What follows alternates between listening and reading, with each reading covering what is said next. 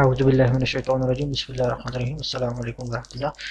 Welcome to the third lecture of this week. We were discussing chapter number 10 of your book. Chapter number 10, that is fundamentals of metal casting. So in the last lecture we discussed some basic introduction of the casting technology, in which we discuss the sand casting particularly, and different features of sand casting such as scoop, drag, risers, pattern, mold cavity, core, and other features. So in this lecture, as we discussed earlier, we are going to have some engineering analysis of the sand casting.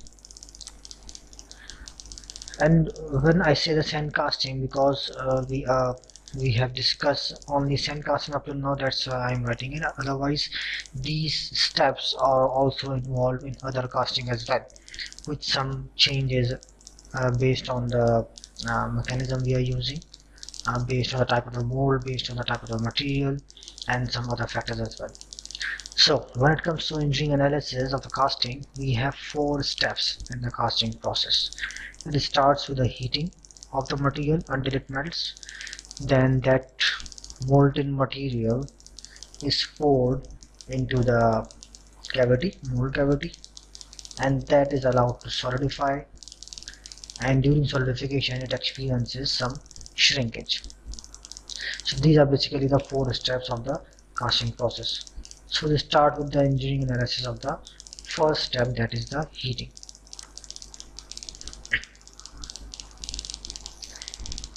Now, for this purpose, heating furnaces of various kinds are used in the foundry. They are used to heat the metal beyond the melting point.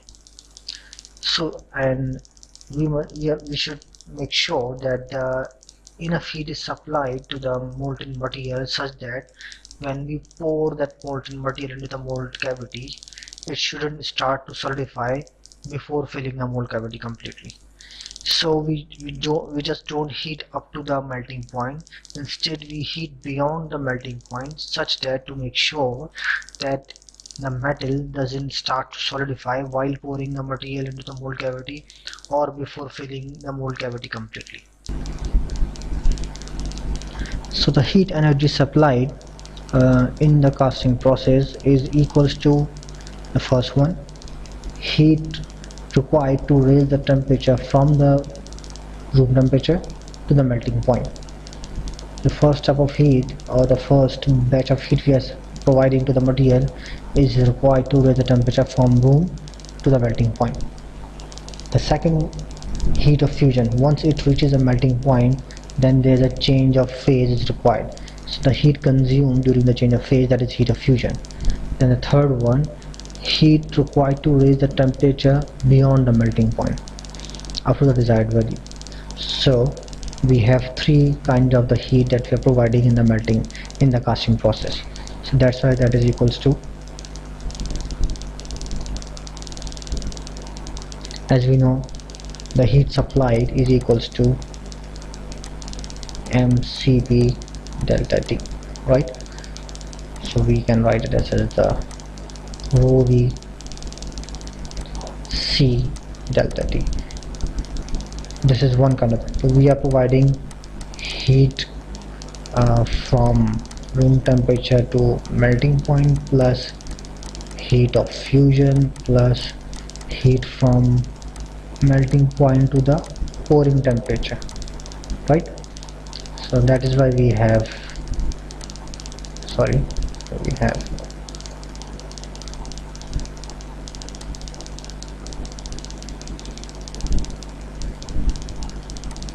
rho v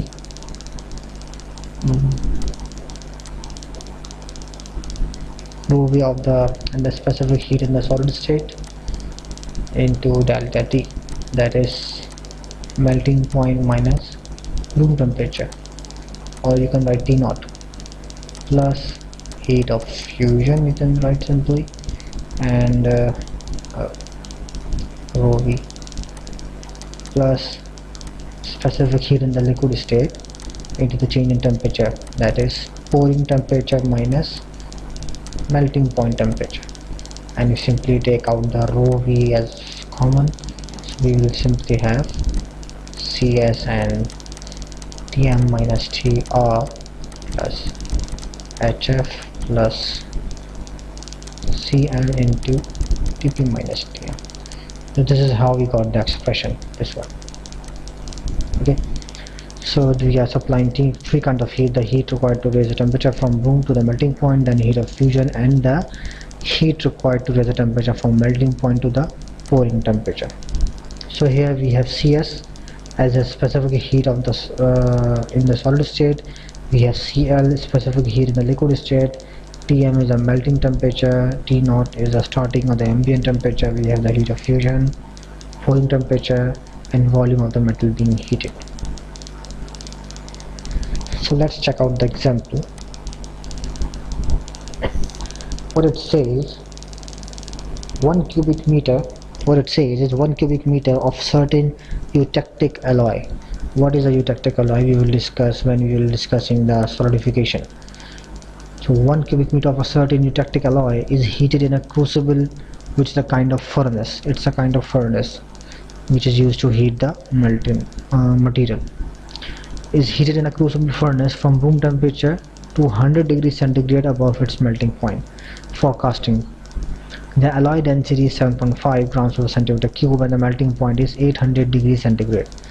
And its specific heat is 0.33 joules per gram degree centigrade in the solid state, whereas in the liquid state it is slightly lower, that is 0.29.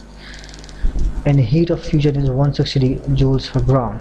So it asks how much heat energy must be added to accomplish the heating, assuming no losses. So here we have, as we know our expression, that was equals to rho V into solid state Tm minus T naught plus HF plus Cl, that is Tp minus Tm, end of expression. So it says we have the density of 7.5 gram per centimeter cube, so we can write 7.5 10 exponent 6 into and it is 1 cubic meter, so you can write the volume as 1, okay, because it's 1 cubic meter of material. So this all together multiplies into CS. We have CS as the specific heat in the solid state, that is equal to 0.33 into Tm minus T naught. What is the melting point here?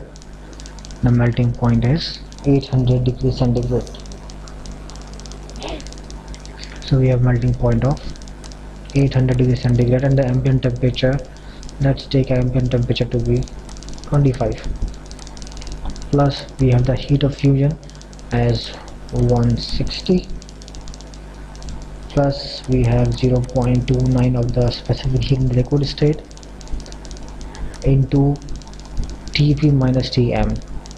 We have Tm as 800, and what is Tp? It says Tp is 100 degrees centigrade above its melting point. The pouring temperature is 100 degrees centigrade above the melting point, so we can simply write 900 here. Is it okay? So you can just calculate this value and we will have the value of 3335 exponent 6 joules.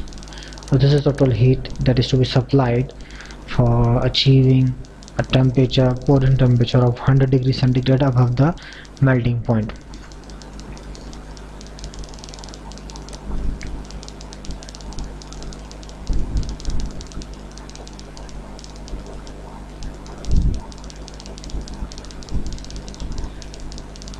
Now second step that is used in the casting process, that is pouring. Now we have the molten material and we have to pour it into the mold cavity.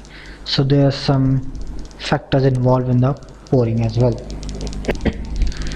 Now once we have the molten material, the second step for the casting is pouring, and this is also one of the critical step, because if we don't pour the material properly, it might damage the mold, it might cause some defects in our final product.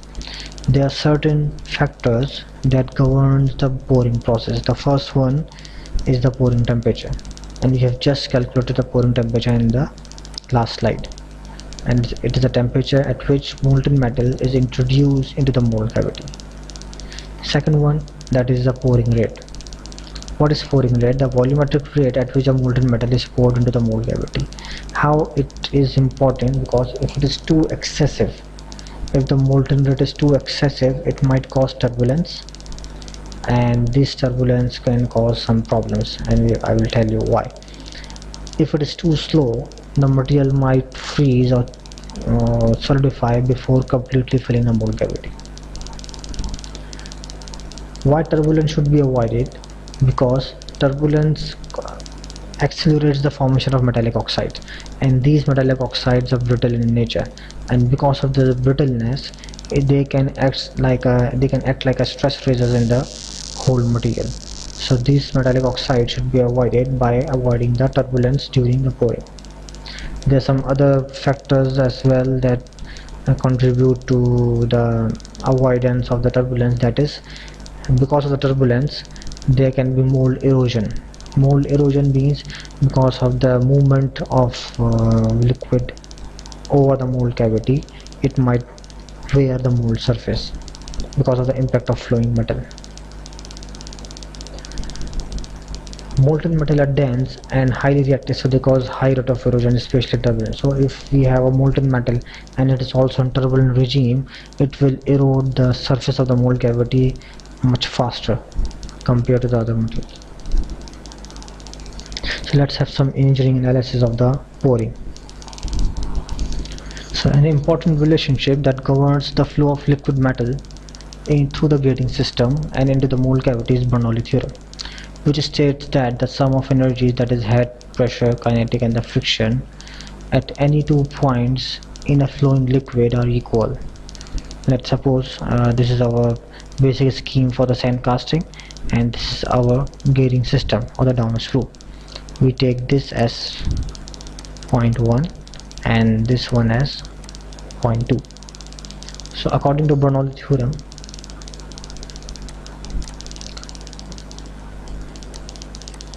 the head plus the pressure plus the kinetic energy and the friction loss at point 1 should be equals to head plus atmospheric pressure plus pressure plus kinetic energy and the friction losses at point 2, they should be equal on both sides.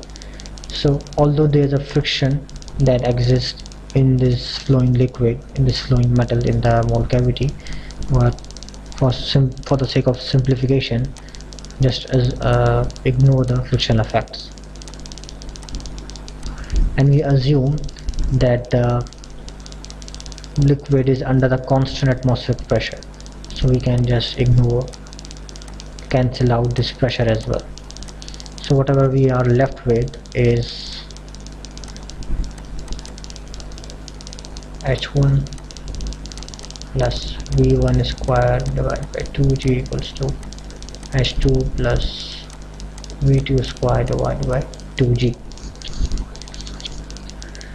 So as you can see here, at this point the head is maximum, and at this point the head is zero, practically zero, while the velocity at this initial point would be zero, while the velocity at this point would be maximum. So head at point 2 is 0, while the velocity at point 1 is 0. So we have H1 equals to V2 squared divided by 2G. So from here,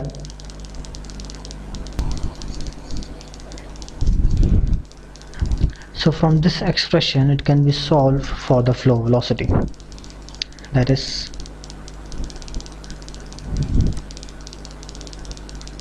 V2 squared 2H1 2H1G of V under 2GH, where V is the velocity at the bottom of this sprue, whereas H is the height of the sprue, and G is acceleration due to gravity.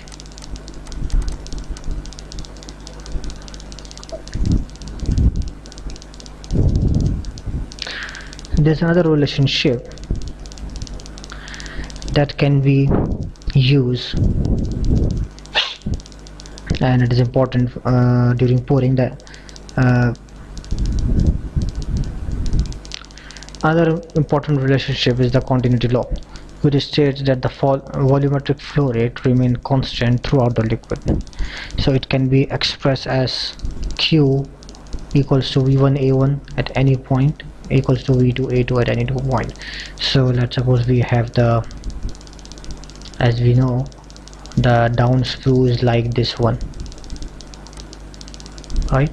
Then we have a riser, and we have the mold cavity like this, and we have the runner and the mold cavity like this.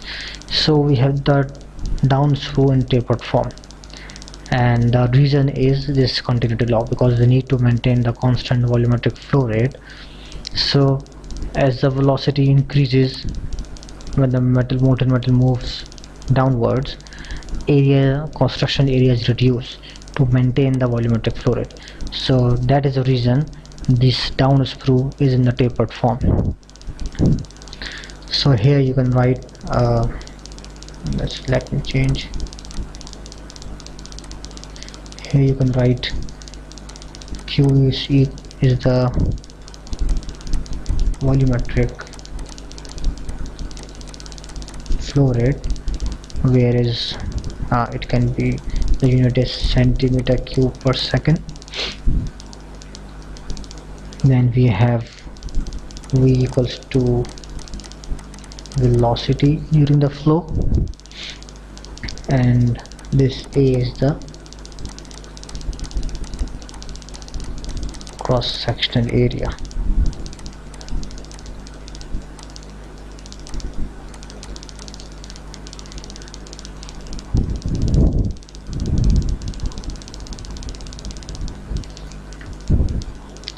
Now, runner from the base, from the sprue base to the mold cavity is horizontal. Hence, head H is same as it is at the sprue base. The Q, that is the volumetric flow rate, through the gate to the mold cavity remains equal to VA at the base. So the time required to fill the mold cavity will be, that is TMF, that the time required to fill the mold cavity will be equals to the volume of the mold cavity. This is equals to the volume of the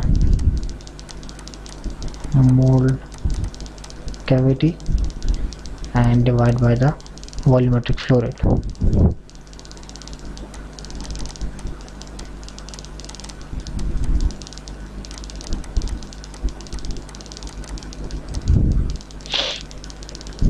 And that is because the analysis ignores the friction losses and some other constriction. There are certain factors that we are ignoring in our calculation, that is the friction losses, the change in the behavior of the material when the temperature increases, like the specific heat of the material changes when it is at very high temperature, and the change in the behavior in the liquid and the solid state. So these are the idealized condition. Obviously there is a test, or there is a you can say characteristic, that is called the fluidity. What is fluidity? The molten metal flow characteristics are often described by the term fluidity. It is a measure of capability of a metal to flow into and fill the mold cavity before freezing. So we check the flowing capability of the material, of the metal. so we can determine when it will freeze before filling the mold cavity. It is inverse of the viscosity, hence if viscosity increases, fluidity decreases. Obviously fluidity is the measuring of the flow, and viscosity is something which opposes the flow, right? Viscosity is something which opposes the flow. So the fluidity is when the viscosity increases, the fluidity decreases. So the standard method to test the fluidity is a spiral mold test as shown below. We have a pouring curve, we have the down screw and the spiral mold, and we simply pour the molten material into the mold cavity, and we check out how long it will flow before freezing. So fluidity is indicated by the length of the solidified metal in the spiral channel. So how long it will take to flow, and how much length will it cover before completely freezing. So longer cast spiral means greater fluidity. If it is covering greater distance in this spiral mold, it means it has greater fluidity. If it is not covering the greater distance in this spiral mold, it means it has less fluidity and the material is more viscous. So there are certain factors that affect the fluidity, such as pouring temperature. If the pouring temperature is high, obviously the fluidity will be high. Viscosity, if the material is a viscous material, it will have the less fluidity. The metal composition, either it's a pure metal or it's an alloy, so it also affects the fluidity, the flow of the material, and the heat transfer to the surrounding. How much heat transfer? So if we have the poor mold, is something which has the greater heat transfer coefficient of which allows the heat transfer rapidly, so then the material will ultimately have the less fluidity in that specific system.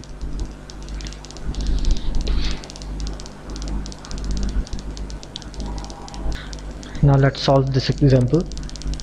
It says a mold screw that is 20 cm long and the cross-sectional area at its base is 2.5 cm square.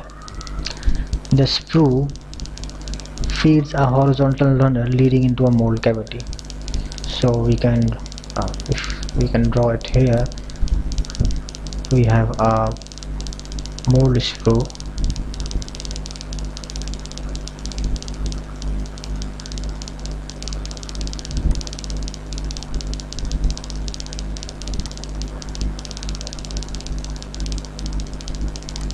might have some riser here.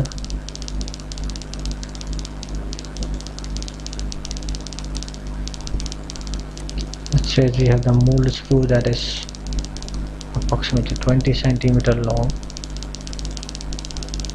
and the cross-sectional area at its base is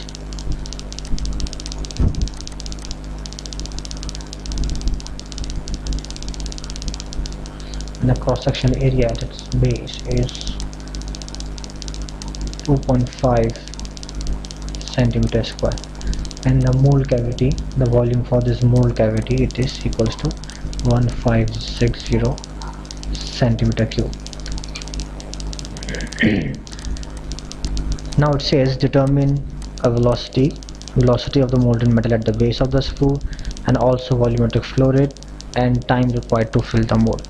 So what was the expression for the velocity of the molten metal at the base of the screw? That was V equals to under root 2gh. We have V equals to under root 2 into 9.8 into the height of the screw, that is 20. That would be equals to 198.1 centimeter per second.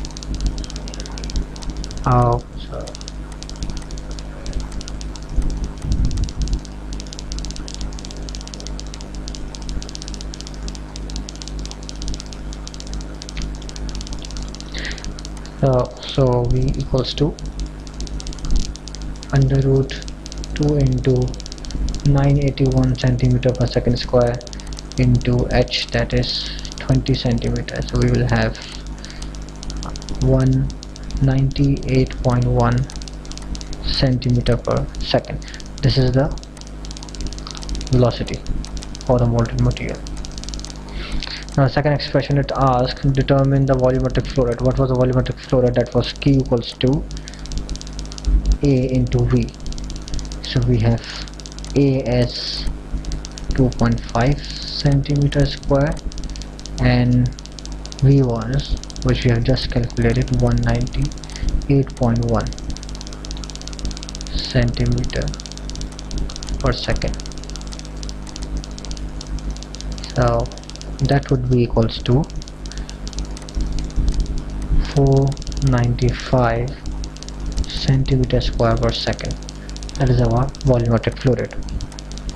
Third one, it asks time required to fill the mold. That is the time, TMF, that was V by Q. It is simply equals to that is the volume of the mold cavity and the volumetric flow rate. So that is equals to 1560 divided by 495. So it's equals to around 3.2 seconds.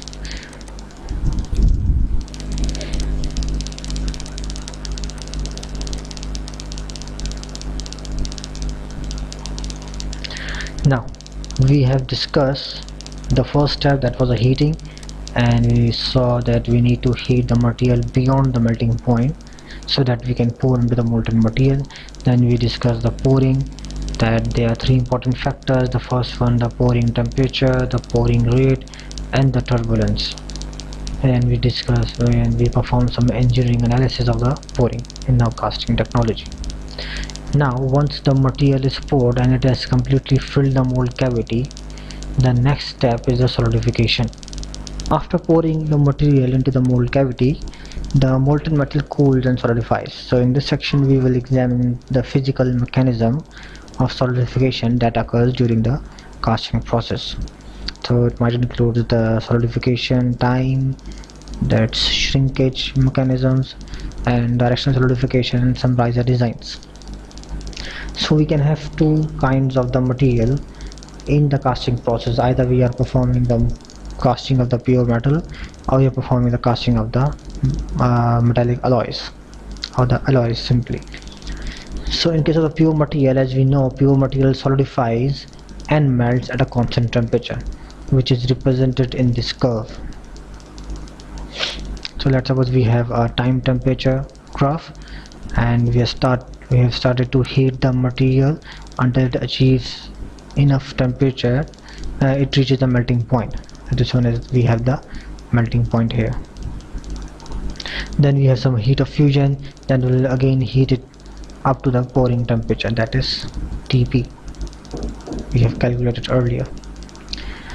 So in this case we have a local solidification time. Let's suppose material is allowed to cool down, so its freezing point, or you can say its melting point, and the point where it starts to solidify until the solidification is complete, that is called as a local solidification time. Then we have a total solidification time, that is from the pouring temperature, once we allow it to cool down, until the complete solidification at the melting point, that is termed as a total solidification time. But unlike the pure material, the alloys freeze over the range of temperature, because alloy, as you know, alloy is a mixture of material. We have alloys are basically mixture of material with the base material as a metal. One material must be a metal, the other can be metal or non-metal. So this is called an alloy. And we call it mixture because each material retains its original property in the alloy, unlike the compound materials. So alloy freezes over the range of temperature rather than at a single point. The exact range depends upon alloy system and composition. So let's suppose we have an alloy system of nickel and copper. So we can draw it like this one. We have an alloy system of nickel and copper. Let's suppose at this point we have pure nickel, and at this point we have pure copper. At this point we have pure nickel, and this point and we have a temperature, melting temperature of nickel to be equals to 1455 degrees centigrade, and the temperature of melting for nickel is 1455 degrees centigrade, and temperature of melting for the pure copper is that is 1083 degrees centigrade. And this is a line where we have 50% of nickel and 50% of copper. So as you move here, we have, let's suppose, if you write it 0 here, it means you have 0% copper and 100% nickel. If you write it here, we have 10% copper and 90% nickel. If we write 20, we have 20% copper and 80% nickel. If 30, 40, 50 and so on and so forth, we have 100% copper here. So once we have 100% nickel here, once we starts to add the copper into it, its melting point reduces. Its melting point starts to reduce. If we keep on adding the copper into it, melting point will keep on reducing until we have 100% of the copper. So it will reach the temperature of 1083. And same is the case for the solidification.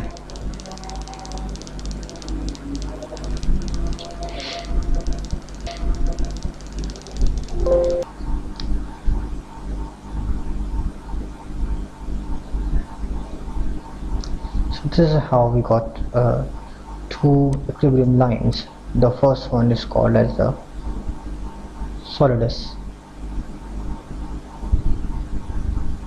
This one is called as a solidus, and this one is called as the liquidus, because after this there's a complete liquid state, and before this one there's a complete solid state. So we can see, let's suppose if we have a nickel and copper alloy such that it has, I have an alloy such that it has, let's suppose, 30% copper and 70% nickel, right? So if we have 30% copper, we have 100% copper here, 90, 80, 70, 60, 50, 40, 30. So we have 30% copper here and 70% nickel, and it is at the temperature of, let's suppose, 1500 degrees centigrade. It is at the temperature of 1500 degrees centigrade. So it lies somewhere here. Okay. And now if I start to cool it down, if we start to cool it down, once it touches the liquidus line, there will be a beginning of solidification in the structure. Right? And we know the solidifying temperature, or in other words, the melting temperature of copper is very low, that is 1083 degrees centigrade, right? While the solidifying temperature or the melting temperature of nickel is very near, that is 1455 degrees centigrade. So which material starts to solidify in this whole alloy system? Which material starts to solidify? Obviously in this alloy, nickel will start to solidify first. So there will be solidification of nickel. Let's suppose if I have a container having this alloy, so there will be a formation, nickel will start to solidify like this, and as soon as I move downwards, the solidification of copper will also begin. So we will have some mixture of nickel and copper like this way, and we will discuss this in detail, how the solidification of alloy occurs, how it works, right?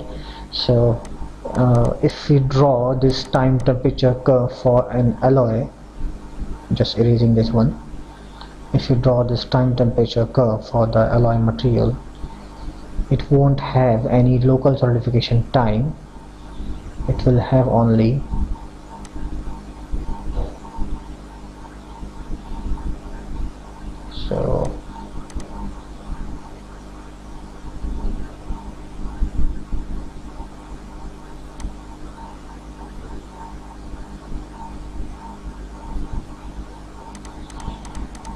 so it won't have any local solidification time. Instead it will have only the total solidification time.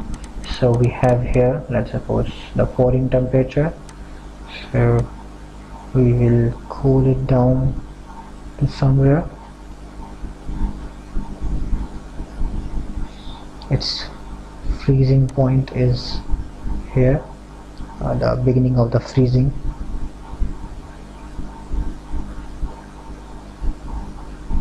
So it will freeze, starts to freeze in this way. Then there will be a range of temperature on which the freezing will continue. There will be a range of temperature on which freezing will continue. Unlike this one, it has a straight line, but we will have a range of temperature on which freezing will continue. Then we have complete freezing. So instead of this one, we will have the total solidification time, that is from the pouring temperature to this complete solidification.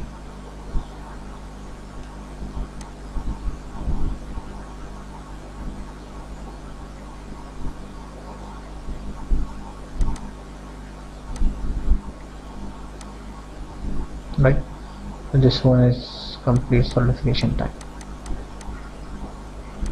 This one is a pouring temperature. There is a reduction in temperature. This one is the beginning of freezing. This one is the beginning of freezing, and then we have so on and so forth, like this one. For this clarity, you can check out the figure number 10.6 of your book. Check out figure 10.6 in your course book. You will have some clarity. So that's all for this lecture. In the next lecture, we will see them how microscopically, or how the microstructure of a pure material and alloy forms during the solidification of the molten material. And as I told you before, we will discuss what those dendritic structure are, or what the code structure is, which we read as a disadvantage of the casting process. So this solidification will help us to understand how come this become one of the disadvantages of the casting process. That's all for this lecture. Should you have any question, you may reach me at the Google Classroom. Assalamu alaikum.